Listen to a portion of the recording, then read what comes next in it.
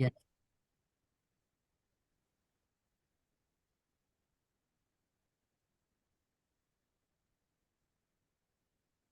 Our first speaker is going to be Shirley Williams McLean, former executive director of the North Carolina Hunger Network. And she's been a longtime community playwright and producer, focusing on historical situations like slavery and organizing many, many people in her community to be involved and learning at the same time. She's going to talk about getting in touch with childhood trauma and hopefully what she thinks are some ways of healing. I just want to once more welcome the guests. John, are you here? Yeah. Thank you for answering, because I don't see a list of people in the guests category. Shirley, thank you so much for being with us. I'm going to show your first slide. Okay, well, thank everyone for being here this afternoon and being with us today. And I especially want to thank Starry Kruger Rural Development Leadership Network for making this platform possible for all these years, making it possible for rural women in the United States and to ensure that our voices are heard internationally. Thank you, Starry. Last year, as I was writing a document for Rural Development Leadership Network for its 40th anniversary, I noticed that I was having a difficult time writing the document. I was overwhelmed with sadness and feelings of inadequacy. After long thinking, I soon figured out that what I was writing about was making me feel that way. So today, I would like to share with you a little bit about my life as a sharecropper's daughter and the trauma that took place and the healing that didn't take place. This is my story. I was born in 1945 in a rural town of Holly Springs, North Carolina. I was the fourth of 8 children. My parents had a 3rd and 4th grade education, and they were sharecroppers. To me, sharecropping was an epic journey of betrayal, deception, poverty, untreated trauma, uncontrollable rage, instability, education deprivation, and healthy looking bodies hiding chronic disease. But this was only rivaled by the sheer strength of my family's collective will to survive. Traumatic events can include experiences such as natural disasters, acts of violence such as assault, abuse, mass shooting, car wrecks, crashes, and other accidents. Yes, my traumatic experiences occurred throughout my childhood and young adult life. Until now, I didn't realize that I had never dealt with many of the things that had happened to me as a child. My first working experience was traumatic for me. I was working at a tobacco barn putting in tobacco. I was only 9 years old when the landlord demanded that I be present to hand tobacco that day. My job was to bundle 3 or 4 large leaves together, hand it to a looper, grab the bundle, wrapped it around a string to attach it to a stick. I was terrified of the many translucent worms that grew on those tobacco leaves. The tobacco produced a sticky black substance on our hands, and it was called numb. And the reason that it was so bad for me is that it caused more trauma because I was a chronic thumb sucker. So I had to struggle through that initiation and also deal with the painful withdrawal of something that had comforted me so many times. My parents moved from landlord to landlord, most of the time because of financial disagreement. My father was always angry at the end of the harvest season. There never was anything left for us to continue on that year. My father always found other farms and shacks for us to live and work. Many times my father would leave home, come back in the middle of the night with a new landlord. And he would have a truck, and we would break down all of the furniture and put it in the back of that truck and leave that particular landlord. The next day we would be attending a new school. We never said goodbye to our friends and teachers. I think we moved over 13 times, sometimes going to the same school twice. With all of that, my mother managed to get 6 of us into college and 2 into technical school. But my father was filled with rage. The more we sharecropped, the more he became violent. He took his rage out at home, not on the landlords, but he didn't beat us. He was violent toward things such as breaking glass and furniture and destroying many holiday meals because of his violence. His violence was a continuing, recurring trauma to us. And to this day, most of my siblings have never been treated for that trauma.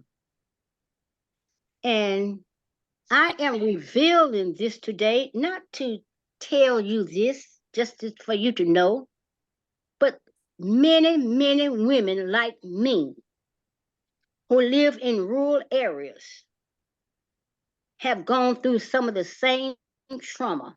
I don't care how many years ago it was. You could still be going through it right now. And I'm almost 80 years old. And here it is, slipping back into my life and causing me to feel bad. So that's why I'm doing this, so other women can feel free to get help for the trauma that need, whatever it may have been. And I mean, this is not the only kind of trauma people have, and as many of you know, but everyone has a local mental health facility that you can go to, you can call and get some help from that mental health place, from a pastor, from a counselor, from a friend. But do get help. And thank you very much. Thank you very much, Shirley. I think maybe we'll go through the speakers before we have questions. Okay. But I have a question for the group. Someone asked me to do full screen, and I don't see the control to do that.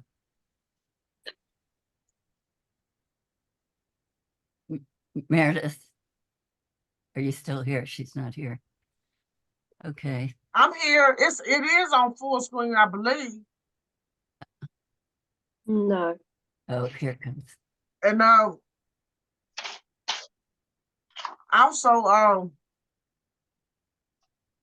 people can turn on their video to ask Shirley questions if they want to. She said she was waiting to the end, Starry. I think we will because we have Okay. a lot of people, a lot of All guests. right. That's fine with me. And here it's Shirley's contact information.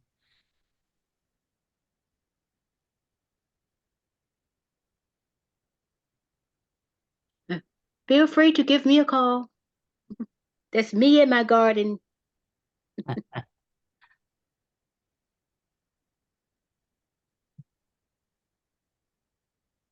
Our next speaker is Meredith Coleman McGee.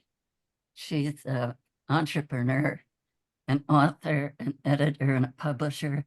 She owns her own publishing company called Meredith Inc. She's written 13 books, 2 of which I believe are biographies, and 2 of which are memoirs.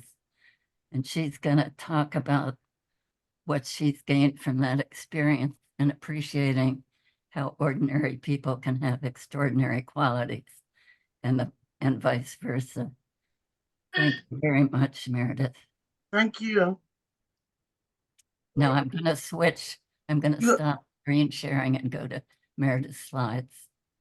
I'm pulling them up. Okay. Oh, Can wait a minute. Hold on 1 second.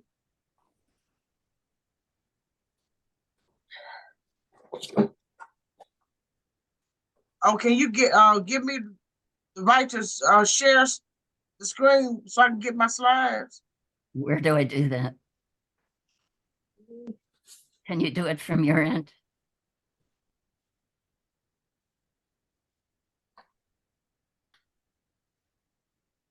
It said that you disabled participants screen share.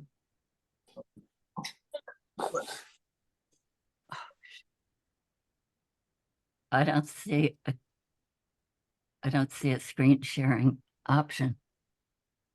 Okay, well, can you share it then? Okay, I'm sorry.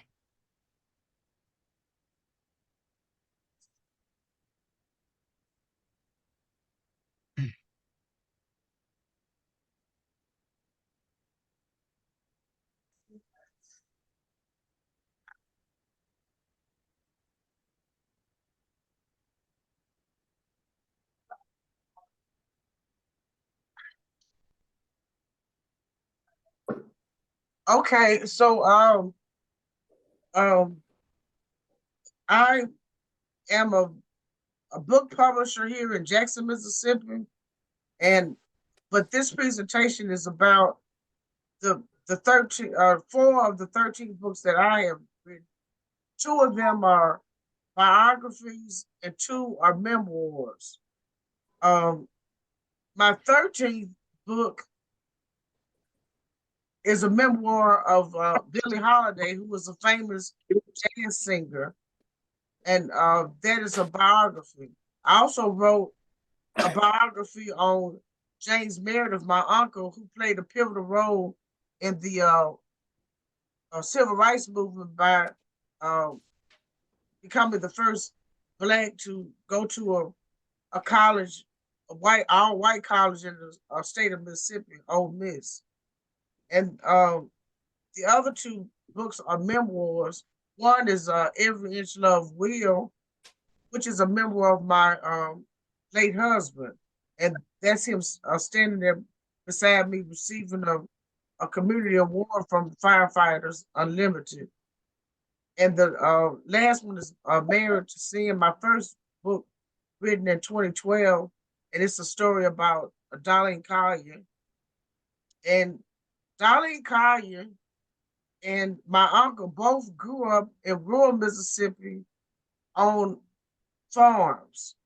She grew up on a farm that her great grandfather purchased after slavery, and my uncle grew up on a farm that his father purchased in 1923.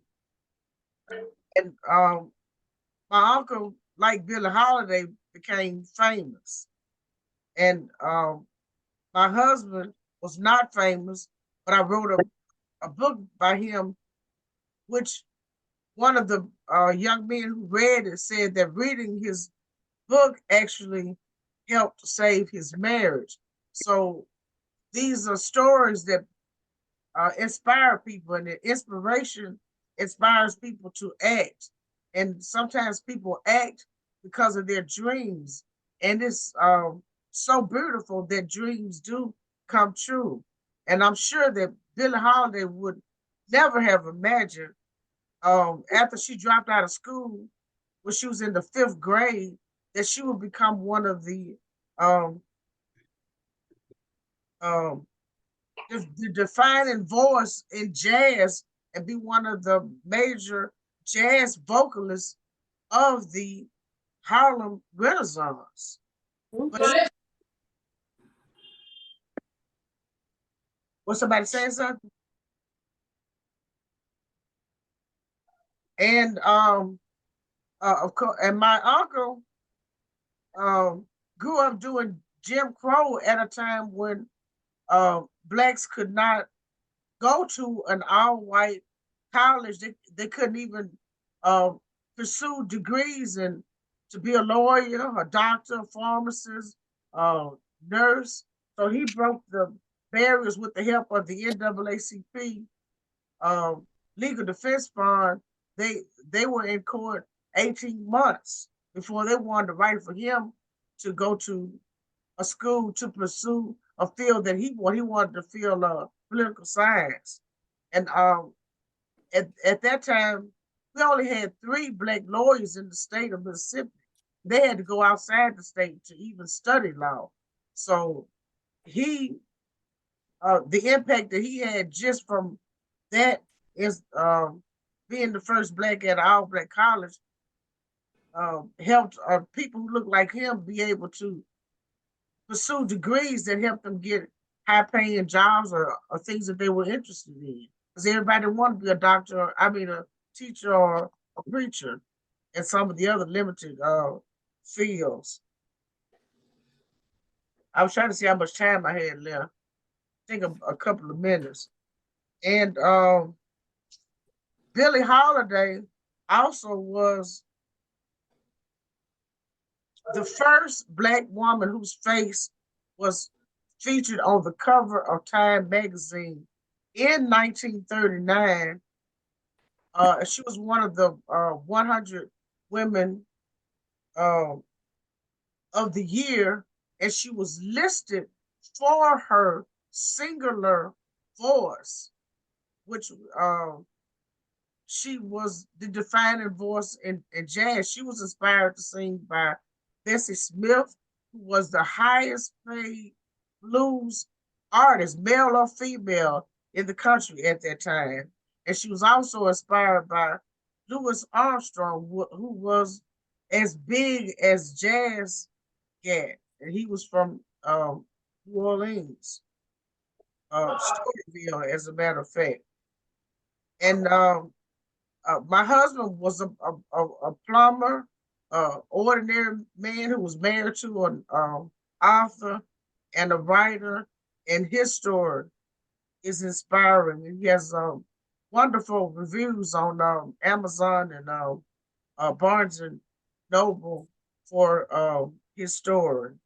And I think that that's probably my time, but I wanted to share how these stories inspire, and inspiration helps people to carry out their goals and dreams do come true. Thank you, Meredith Coleman McGee.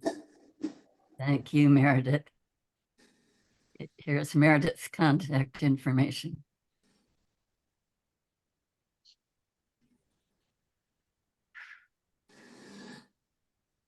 We're going to see.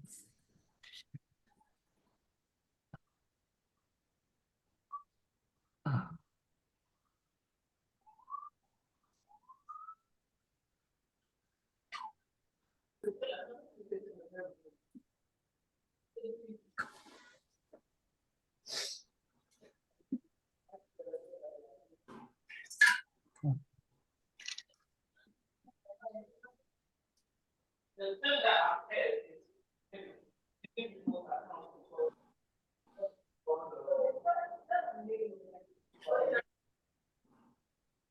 Our next speaker is Margarita Roma, who's in Florida. She's executive director of Farmer Self-Help.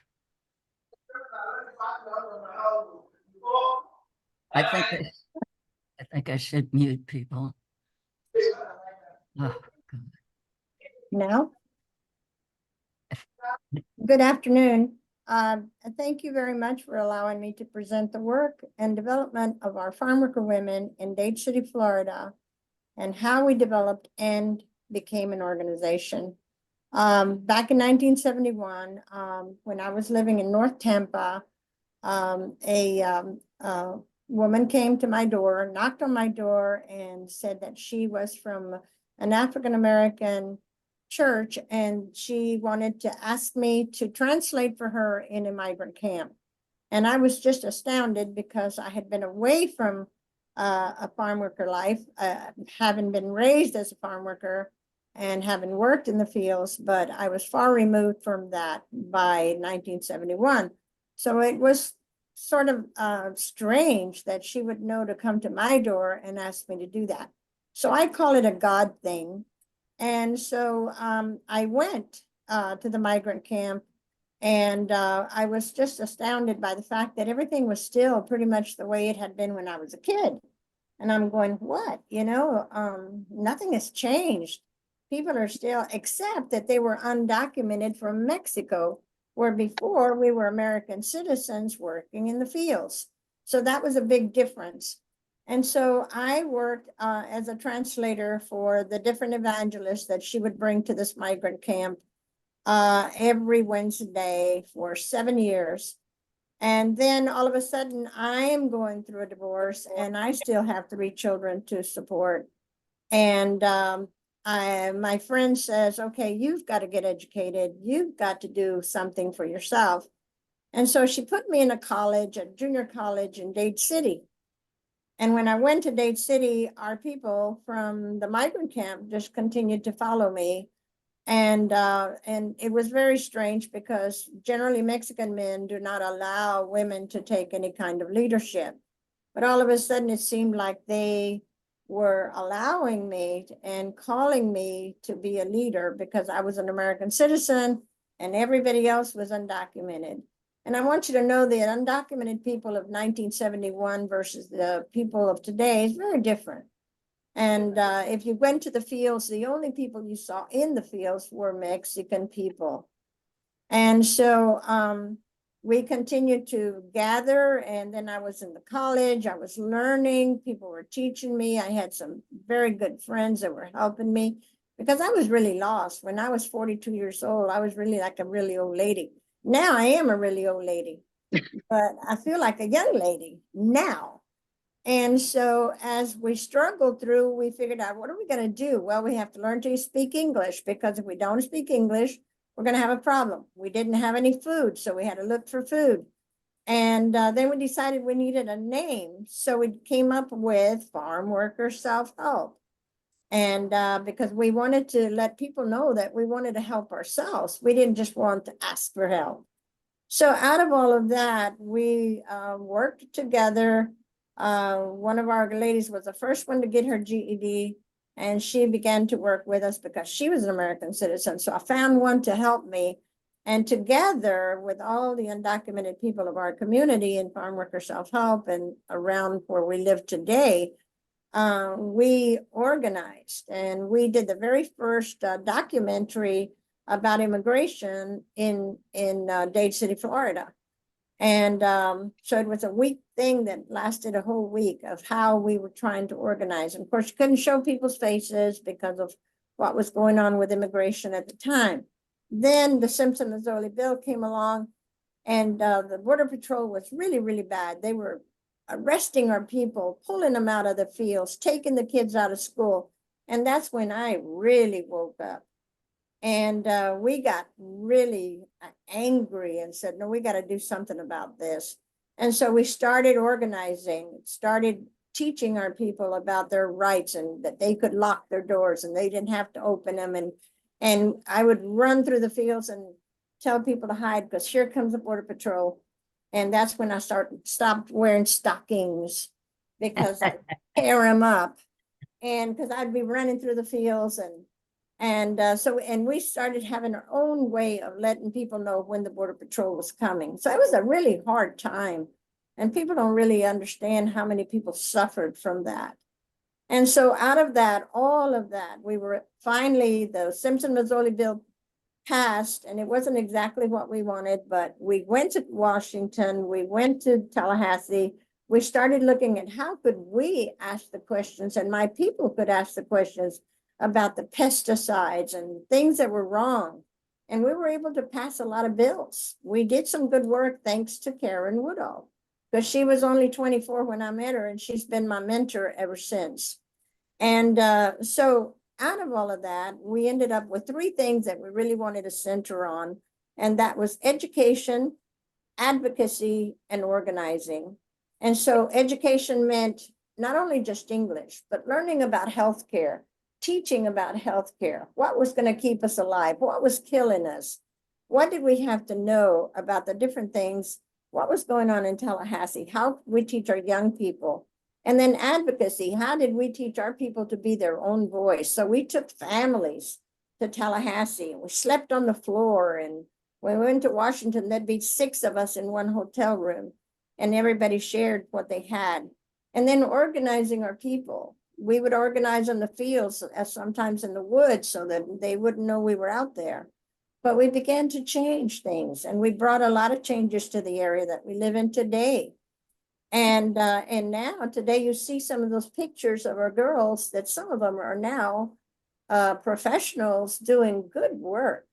But I have to thank all of the women, immigrant women that I first met, that some of them are gone now, because in the fields you work so hard that it ends up messing up your knees, your hands, everything. You know, you end up with arthritis in your knees, you end up with all kinds of illnesses.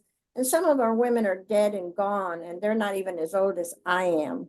And so out of all of that, we've developed all sorts of things. I heard about trauma today. The trauma, we've had it too. We know about mental health now. And so we've done all kinds of projects and programs. And we have a chapter called Crime Survivors, where we talk about how to heal, how to come past some of those things. So over the years, we've come across many things that we've had to fix. And as we came across an issue, then we try to fix it. When the Lions Club in Zephyr Hills, which is 9 miles away, would not give our undocumented people glasses because they didn't have a social security card, we developed our own Lions Club. And so you know, we ended up doing all sorts of things. And not only that, even as an organization that has a big heart, but really we're not very rich, we never have enough money. God takes care of us, because we do not take any money from the government, because then we don't have to show anybody on our who are we serving. And we still continue to serve a lot of undocumented people, because they're going to keep coming. They're looking for that, you know, great American way.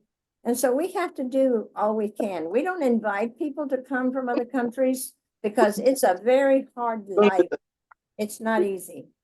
And probably I'm past my time. Thank you, and God bless you. And remember this, this has been a God call and a God work. Thank you. Thank you very much, Margarita. Here's Margarita's contact information. And speaking of inspiring stories, that's another one. We appreciate your this thing was a whole crack. So still. Good. Now, I have to switch. I have to stop sharing and start again.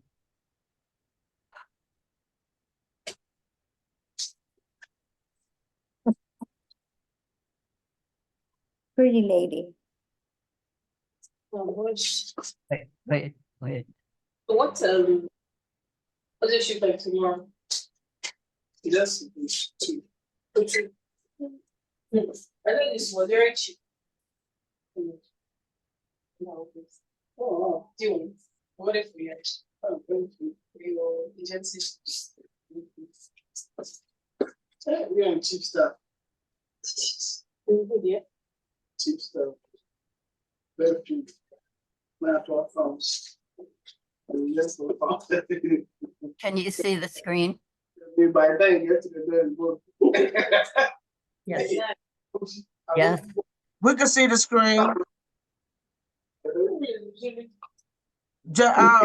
Justina, can you mute your screen I'm because you have trying some to- background noise? Yeah. I wish you might have come in. That's what I'm saying, strong. Yeah. I'm strong, but it's just sometimes. Thank you anyways. Thank you for the one. Our next speaker, it's Trina Cunningham. And she is my, can people in the background stop talking? I can't find the mute button. Run there. Is that about what you need? Run the stuff.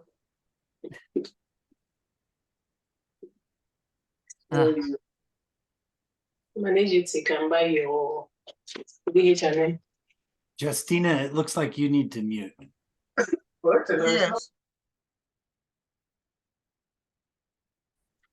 Okay.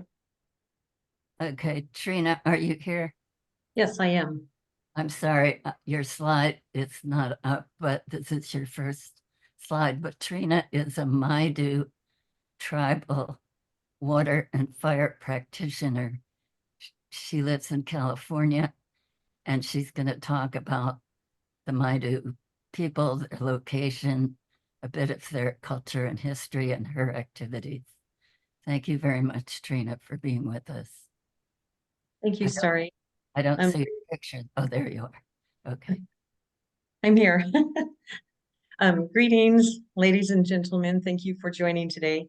I appreciate this opportunity to share pieces of my life experience as related to the past, present, and future of Indigenous equity and cultural survival in our ancestral homelands. Our homelands are in rural northeastern California in the United States. We lived in these places with relative peace and abundance prior to mass immigration, colonialization, and the gold rush of 1849. There are thousands of indigenous nations across the United States, Mexico, and Canada who experienced rapid loss of life due to diseases, genocide, kidnapped children and families into various sorts of slavery, boarding schools, as well as restrictions to and punishments for engaging in our religious and spiritual practices. The impacts of systematic removal from our land-based culture, paired with policies and legislation to create deep divides and marginalization, continues to support and grow disparities, not only in Indigenous nations, but to communities across the United States. Adverse policies often begin with targeting ethnicities or communities. When practiced over a length of time, those devised inequities also become integrated and ingrained into a way of life, institutionalized, and disintegrate the understanding of personal and community well-being. The impacts of separation have had devastating impacts at personal, community, and spiritual levels. Beginning to identify patterns of violence and aggression in my personal life has been part of my journey. I haven't always seen or understood the violence or the inequities as they were presented. And it's been essential for my survival as a human being and for my communities to try to integrate into systems that were continually violating us.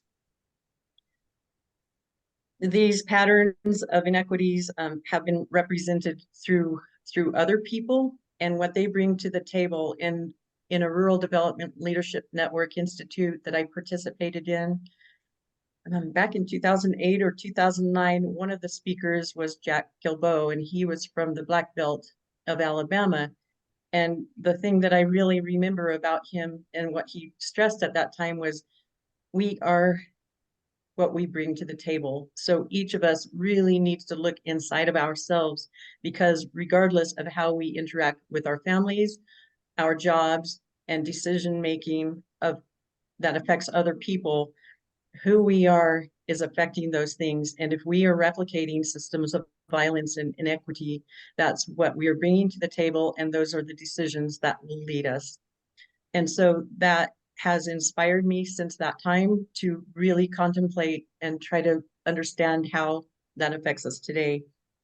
Other forms of violence that I want to briefly speak to that are happening in Indigenous nations are the missing and murdered Indigenous women, and that's large scale and a lot of unsolved murders, as well as California being a hub of human trafficking. And so those are two of the reasons of why it matters today, and how that systemic violence evolves into things that we don't recognize. And as we try to pinpoint solutions, we have to look really deep at the past at times. Another reason of why it matters today that I wanted to talk about as related to land is wildfire. And in California and in my ancestral homeland of Plumas County and the Upper Feather River, we've experienced numerous high intensity catastrophic wildfires. In 2020, we experienced what was called the North Complex Fire, and that burned a little over 330,000 acres of lands. 16 people died in that wildfire, and the last ceremonial house of the Maidu Nations was burned down. It was outside of the Mountain Maidu homelands. It was our southern cousins.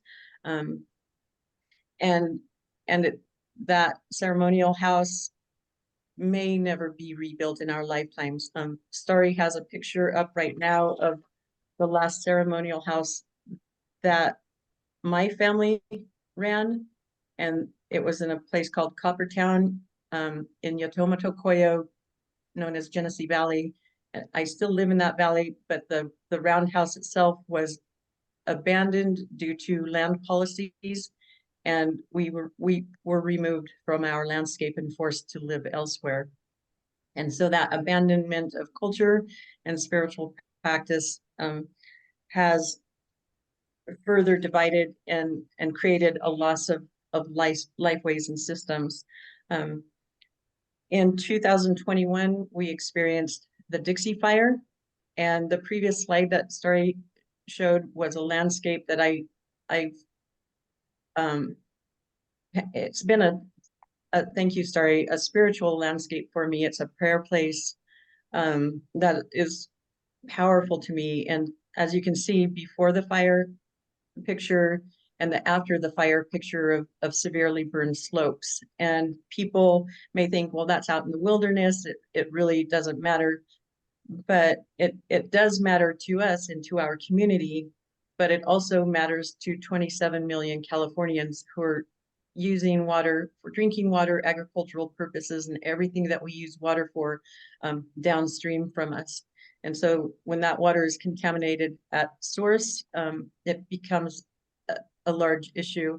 And also, I do want to say that that's an example of what the effects of the removal of Indigenous nations from their own homelands, because we tended and highly manipulated these landscapes for food, for medicines, and for life. For everything that we need now, we depended on these landscapes. We did not have the amount of world trade that we have now. So if we didn't tend these landscapes, we would starve to death, die, not have our medicines or access to our spiritual places. The amount of erosion, destruction to transportation routes, travel, and communications has been affected also. So go ahead to the next slide, Starry. So also the built and the unbuilt communities that have been affected, we have the opportunity now to rebuild some. There were 3 towns that were completely burned down or almost completely burned down in the Dixie Fire, in the closest towns that service me and my communities. That includes healthcare, pharmacy, post offices, and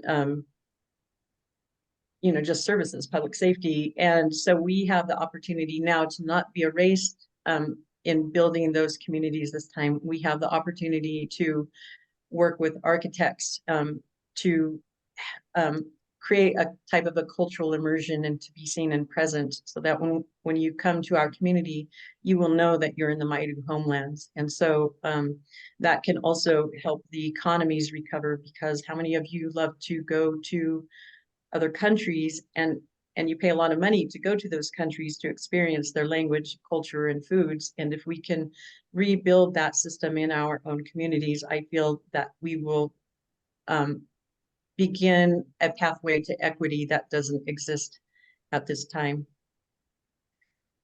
And as we move forward, there are silver linings. And so this picture is a place, a sacred site that I was able to take the incident management team while the fire was still active, but had already burned through this area.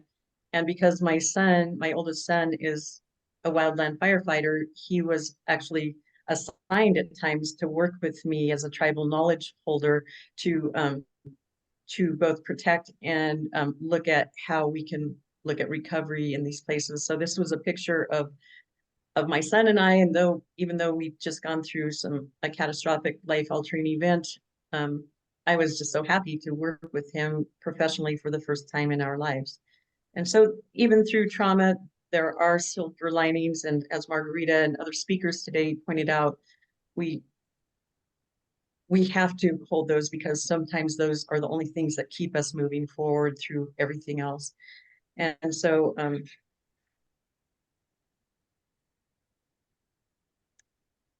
I really wanted to highlight some of the opportunities of what I was calling silver linings towards equity. And in recent years in California, especially, the land back movement has been gaining momentum, and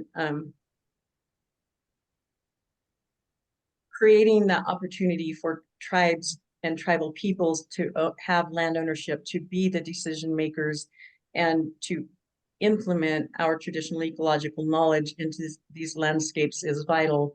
I did also want to point out that there are also inequities in the land back movement. There's federally recognized tribes, there's non-federally recognized tribes, there's intertribal organizations and nonprofits, and then there's individuals that really aren't represented in any of these ways. And so when we look at land back or land making decisions, I really urge agencies and decision makers and just community grassroots people like us to acknowledge and reach out to all of those communities. It's really essential towards equity. Otherwise, you're further marginalizing the communities that are most at risk. And there are huge opportunities to collaborate with Indigenous and non-Indigenous communities to rebuild fire-impacted communities, as I spoke to before. But there's also, I've been presented with the opportunity and funding to develop tribal stewardship plans. And so the funding was just awarded on February 29th. And so we're in the process of figuring out how we're going to develop a tribal stewardship plan that can be used as a template across multiple landscapes.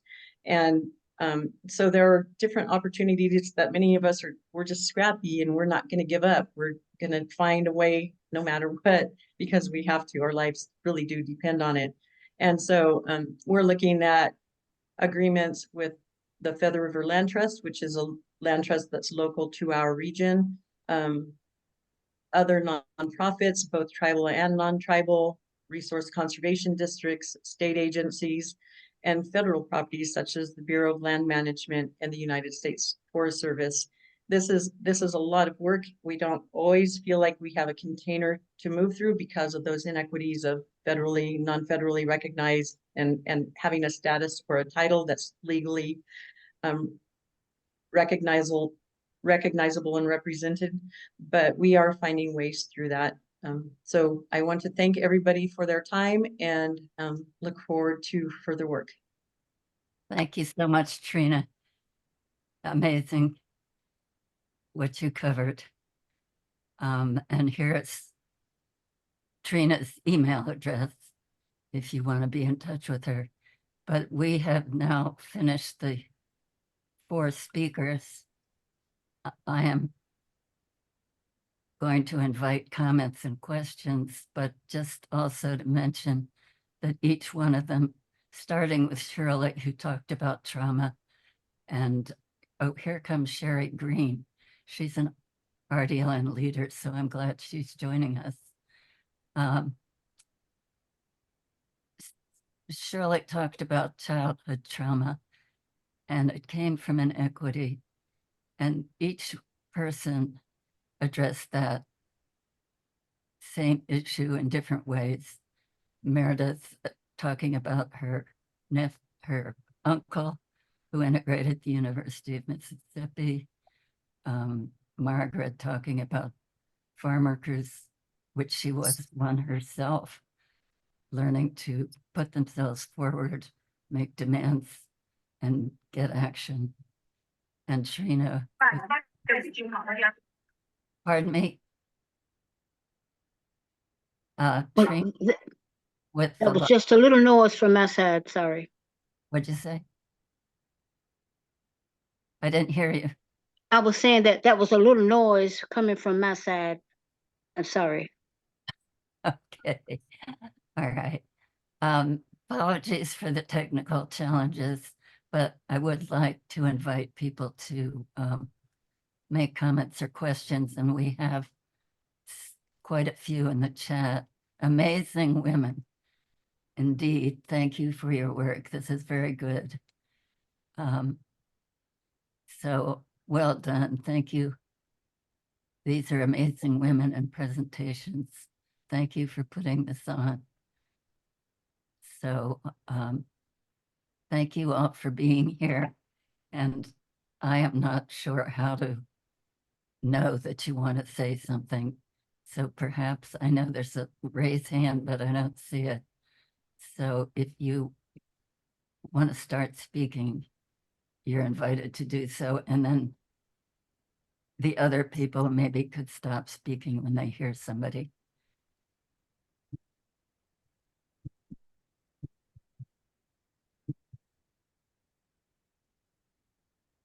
Cheryl, I wanted to ask you, Yes, did you ever get any counseling for the trauma that you experienced when you was a sharecropper? no, not that. No, I did not. And it never occurred to us when we were growing up that was possible. We barely knew what mental illness was. We had no idea of what to do with our father. And so we were out in the rural areas where there weren't, there wasn't much, a house down in a field without contact with many other people except school. No, we didn't. And we are now, up in our ages, and we are realizing what happened to us. We are now feeling it and seeing the results of untreated trauma. And so we now kind of getting together and talking about things with each other. And because we didn't know when we were coming up, we knew that was awful, but we didn't know what to do. No, my mother. Were there other men living on the farm? Two That was brothers. only family on the farm? And no, my two brothers were the smallest in the family. They were the youngest, and so they were little toddlers, and So there were no other families on the farm besides your family? That's right. Sometimes that's all a landlord had was one family, and we had 6 girls who worked like boys, and so we didn't have many people around. It was actually in the country. I mean, we were off to ourselves in a little shack, and that's how we grew up. Okay, thank you for that. You're welcome. Somebody raised her hand, and I guess I didn't catch it. I think it's Lucy Isaiah. Yeah, could you speak, please? Okay. Hello. Hi. Hello. Yeah.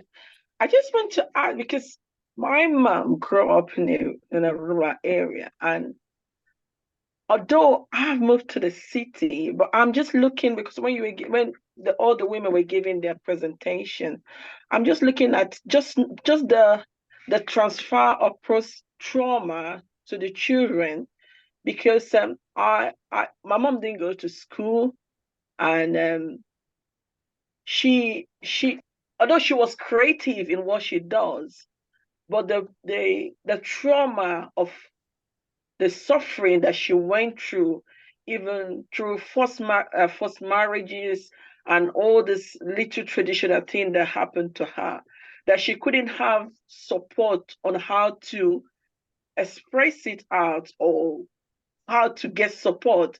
I can see that affect in how she bring up her child, and even we that we've grown up, we even grow up in the city, but there's this long time trauma that transfer from mother to children and also escalate in the development of women. In your cases, how do you think um, the government should create a policy that will support people, that a platform or a center where people can go and help? Because like some of the conversation that I've had so far, it's like it is the people that have suffered that is not creating the awareness, but still there's no like a long time support from the government in terms of how they can that they can actually take this pain from people. Well, are you asking me? Because I do have an answer. I think that we are the ones I who, am asking, yeah. okay, I think that we are the ones who will have to lead that fight to get more resources for mental health for older women, rural women, and all women, as a matter of fact. But the rural women are the ones who have been absent of these resources.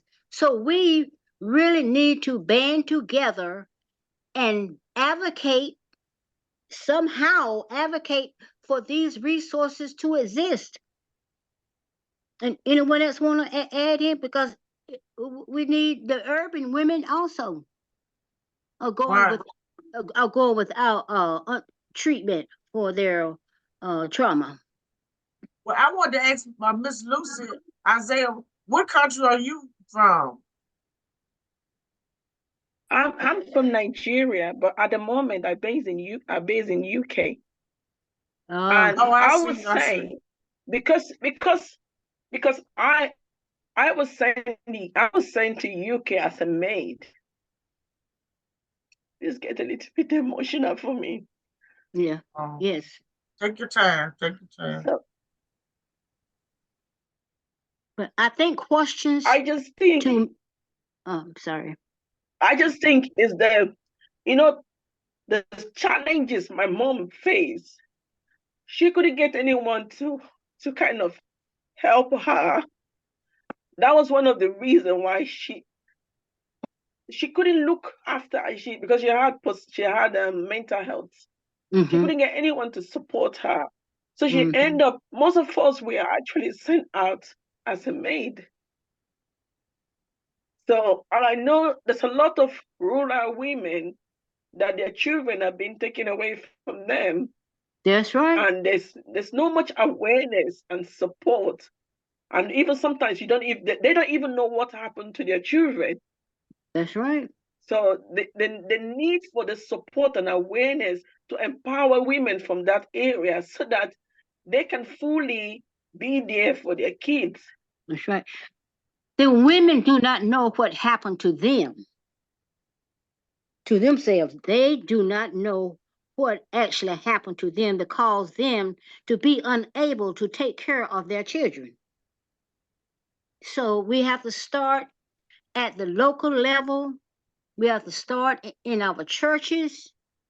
We have to anywhere that we can lend our voices so that people will come out of the woodworks and stop hiding their inner feelings and the impact of what trauma, whatever trauma it was, has had on them that keeps them from being a fully functioning individual. And I wanted to see We stay Margarita and Trina. Can you add to that conversation on ways that in your group people were able to deal with trauma? I can speak to it that, as I said, I'm just learning to recognize it myself, and I feel like it was a derived system to create chaos in our lives and to create those inequities, Lucy, Mhm. that you've experienced firsthand, and most of us, probably other participants on this call, have in different ways, regardless of gender or race, or seeing them. But for us, one of the things is education, counseling, of course. And before, counseling was stigmatized, or we didn't know it was even available. And so we still have people that are afraid to go to counseling or don't want to because I'm not sick. And it's Right. not about them being sick. Maybe they are sick. It's about recognizing patterns and finding pathways to empowerment. And so for us, and as we reside in our own homelands, we're looking at workforce development and how do we reteach our Indigenous knowledge to our own people and create an economy, so they can actually have a job and pay their bills instead of having to resort to criminal activities, suicide, or other not good attributes in the community. So for me, also, it's like working and advocating at that policy level to identify, hey, these are issues in our communities, and at that local, state, and federal decision-making level, we need that leadership to understand these things in depth, because only then will they be able to help make the decisions at that level, while others of us are just really working at the community family level. I wanted to share that in our community, when back in the 70s and continues, we had to educate our community, our farm worker women, because they had always been told what to do, and they could have babies. They didn't have a choice whether they wanted to or didn't want to. They had to do whatever the husband said. They had no mind of their own, and that was me. And so one day I got, thank God for a lot of good people that helped me so that I could grow. I didn't know that I could do what I did. I didn't know that I could do anything because I was always told that I was worthless, that I was nothing and nobody. And so I grew up thinking I was ugly.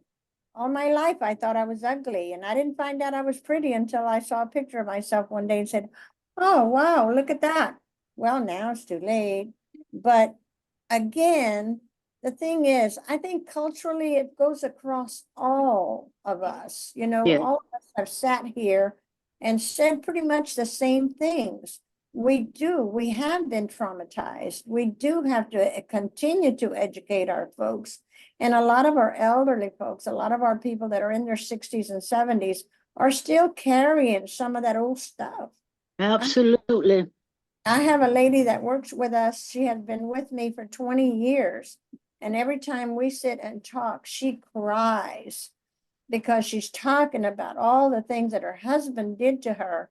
And she hasn't really forgiven him. She carries that. And we talk and I try to share with her what I know. And we do care a lot about mental health.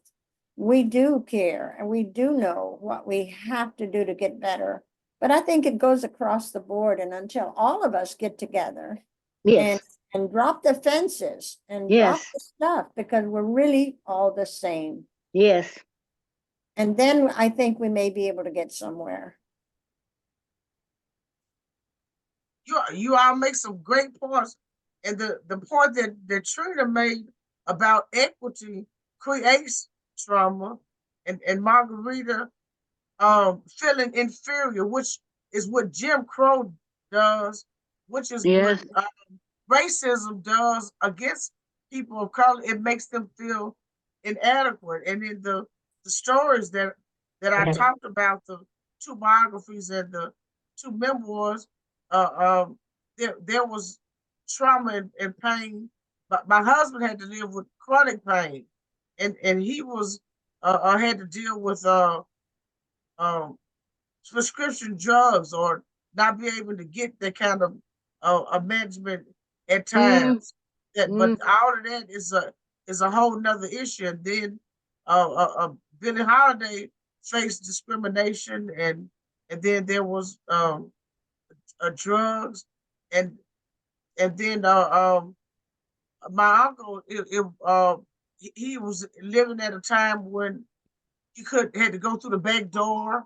You were inferior or didn't have full citizenship rights, and we're still struggling to get citizenship rights. And when I lost my husband, I had to deal with grief. And the government, my father was a veteran. They sent me a grief counselor. Those are and support groups.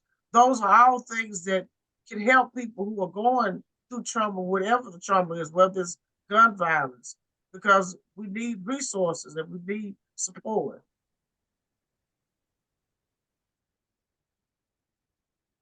Well, thank you for exchanging comments among yourselves to the speakers and for the women from Africa who joined.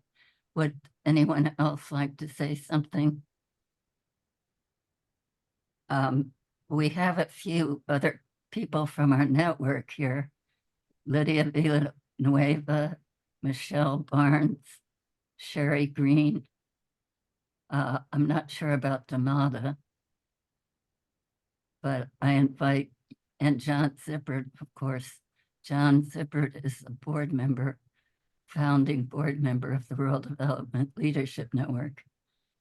So if any of you would like to comment or ask a question, you're invited.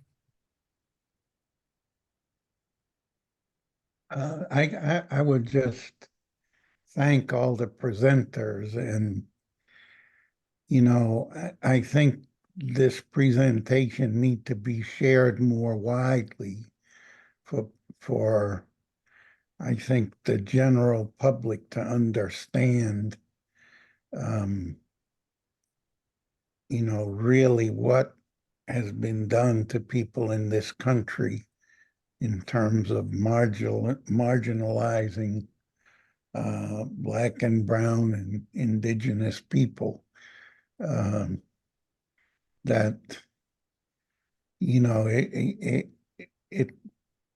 it was deeply painful to even hear this today, and just I think people don't understand what the society and the culture and the economy has really done to people beyond the economic aspects, that it affected their mental, spiritual, physical being in various ways, and that a lot of people don't fully understand. The other comment,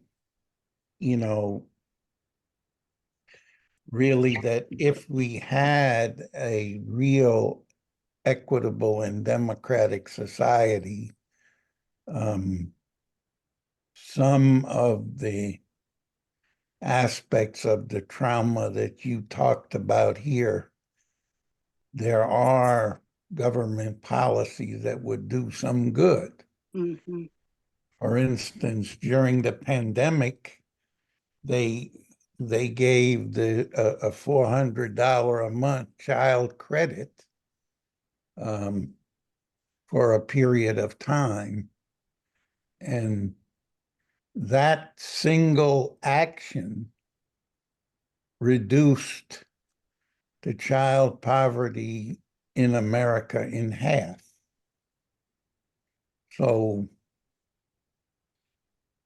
it's not, for an expense that is probably less than a battleship nationwide, you did away with half of the poverty, the child poverty in this country. So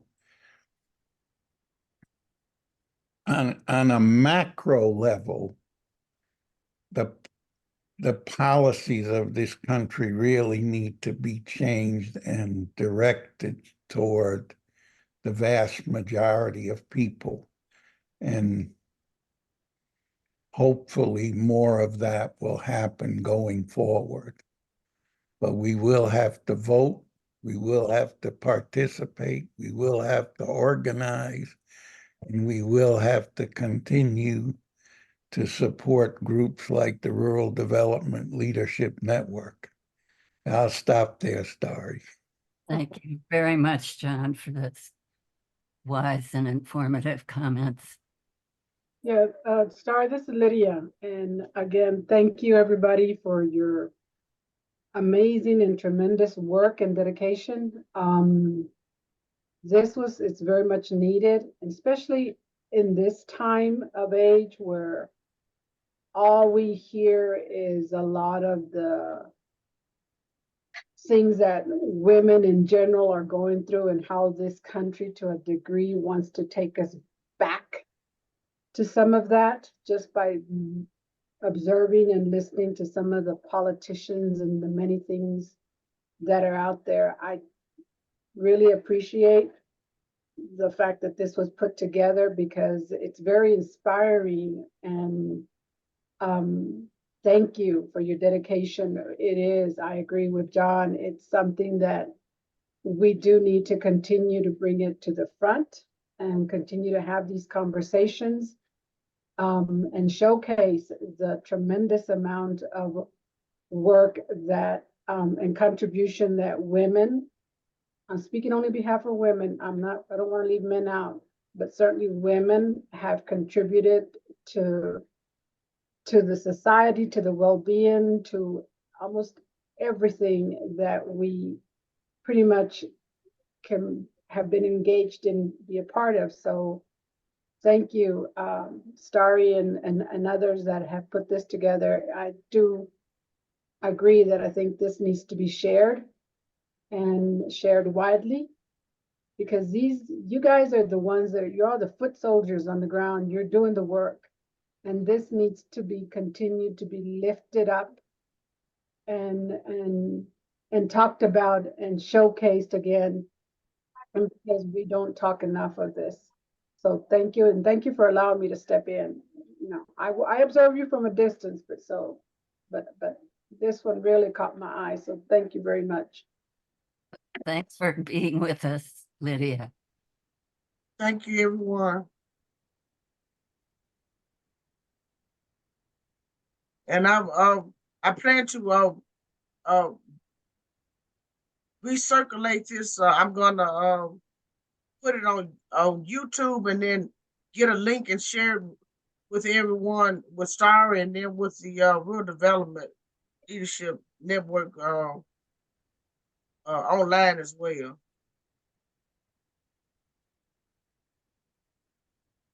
Hey, Meredith, since you said that, I am not computer literate, and I think it's on purpose, because at 87, my head is already full.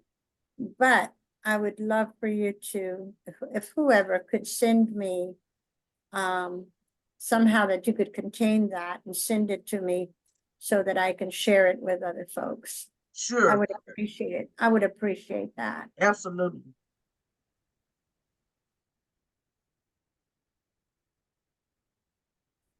We still have new people joining us. They missed a lot. Would any of the other guests like to say something? Michelle?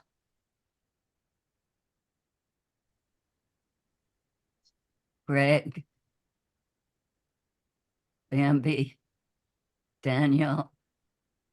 Danny? Linda? Lucy? Luke? Sherry? Yvonne. Well,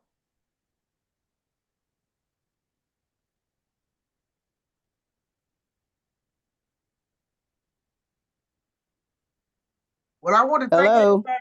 Oh, Hello. go ahead. Hey, can you hear me? This is Michelle. Let me see if I can turn my camera on. Hi, Michelle. Great. I was I was multitasking. So glad to hear some of the comments. Just want you to know, I don't know, I tried to turn my camera on. I don't know if you can see me or not. I see We Sharon. can see you. We can see you. Okay, okay. I'm at work, but I really enjoyed the conversation that I got a chance to hear. This is a definite worthwhile conversation, and so glad to see our ladies at RDLN and friends to come together for the CSW, a forum I've always glad to participate in, these rich international conversations. Becoming a part of this network has been a blessing and has enriched me in so many different ways. Also being able to attend CSW and hear all these different conversations that we typically don't have, even this surrounding trauma and dealing with trauma. I haven't talked to, I don't think, any of you in the last few weeks. I myself have been dealing with the death of my father, which was almost a year ago on the 23rd of this month. But last month, I was dealing with the loss of my father-in-law. And then 11 days later, my stepson passed. So that had been a lot. And we just buried them just a little bit ago. So everybody has some type of trauma. And I think a lot of us, especially people of color, maybe don't have access to, or maybe not open to receiving help that may be available, whether it's through grief or through trauma or what have you, to help us to move forward. And that it's not a bad thing. If you need to seek professional help, it's not a bad thing. And somehow also the mental health aspect of making sure that we check on one another and how we're coping with all the changes, especially since COVID. So again, I'm grateful to all the speakers and to Starry, love you, and all of the ladies, and best wishes to you. Thank you so much. Thank you. Thank you, Michelle. Thank you. Michelle. Thank you so much.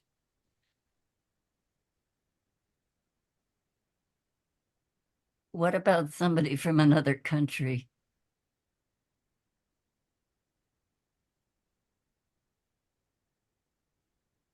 Well, we had the lady from Nigeria who lives in the United Kingdom to speak. Yeah.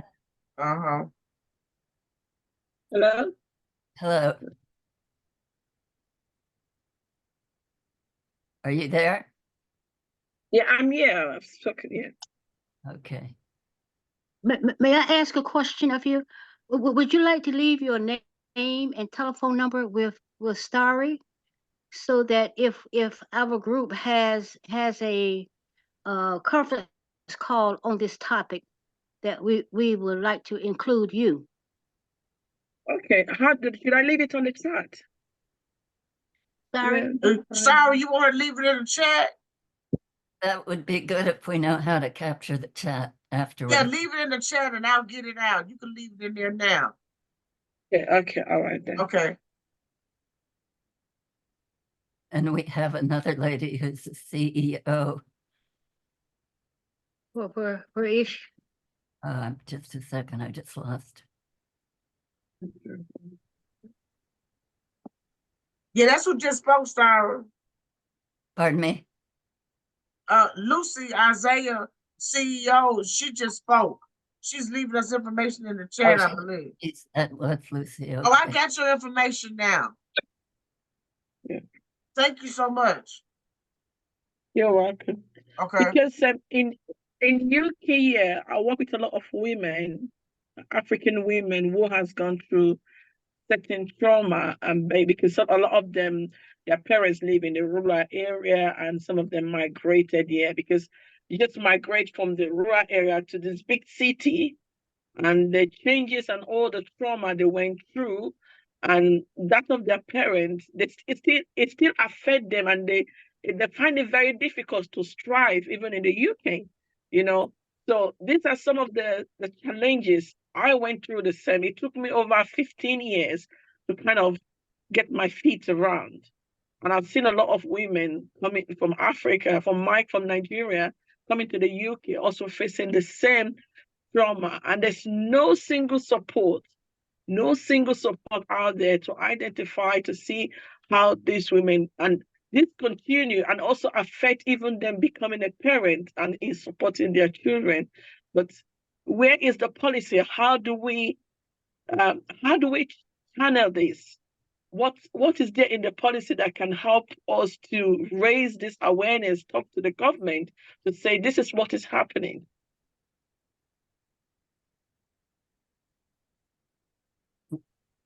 Well, John and Shirley have given us some ideas.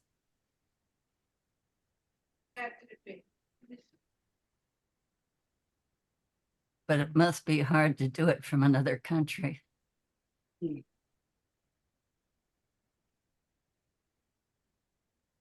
Are you involved in any movement activities now? Somebody just asked, want to add my thank you to presenters and thank Trina for inviting us to the program, Linda Bailey. Trina, thank you for inviting me, she says. Definitely. Trina, some of your friends are on here, I believe. Yes. I Who is think at that larger global level, like having this conversation right now and multiplying it times 100 across different communities. And then for me, as I said in my presentation, I didn't understand the violence that was being perpetrated through policy and just everyday life. And I was actually perpetuating it because I accepted it. And it's up to us. There's a lot of us that are in these positions around the world. And so when we find forums like that we can be inclusive of other voices, expertise, I think that's really helpful.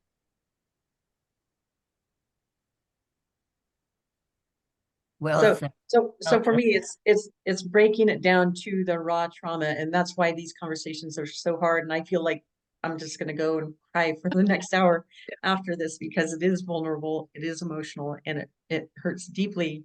But the reason it hurts, it's not just past trauma, is because it's still happening right now today to each of us. That's true. Yeah. And so breaking that down and finding those core causes and having these discussions at different levels and policy levels, I think is really important. Yes, and this has really been a great conversation, and I'm thankful that people were able to stay a little longer. I noticed that some people have left.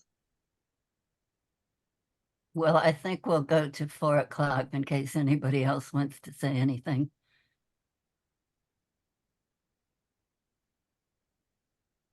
It's almost 4 now, by 7 minutes. That's right. We can even be together in silence. And Trina, I'm sorry about the losses you've experienced. And I know, and Michelle mentioned relatives also. So you have that in common. You said your father died a year ago too, I believe. Yes, my father died a year ago on March 4th, and my mother died in October of last year as well. And it's definitely transformational when our parents leave, if you live with them most of your life. Yes. Yeah, I lost my father 7 months ago, and I went to Michelle's father's funeral in Alabama. Very large family. Mm. Yeah, it's also, I lost my mom when I was 3 or 4. And to grow without a mom, very painful. And it just left me wide open for everything. And as a child, there were so many things that were so horrible, and a stepmother that was horrible.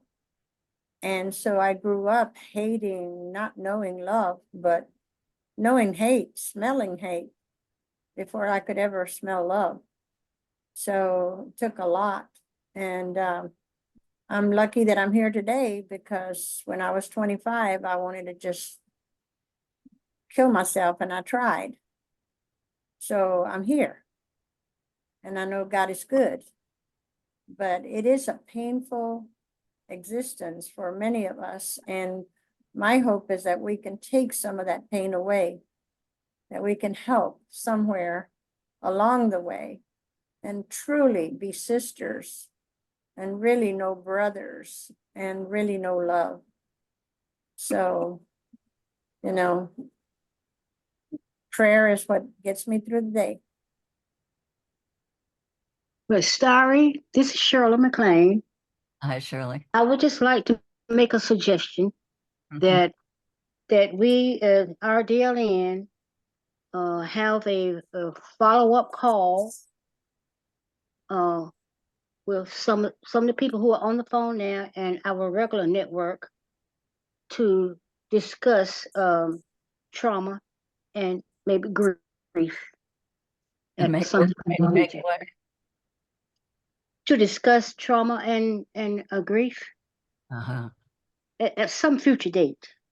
Okay. Yeah, and this may, I don't want to, I was contemplating, just because it's hard to do a presentation like this because it's so raw.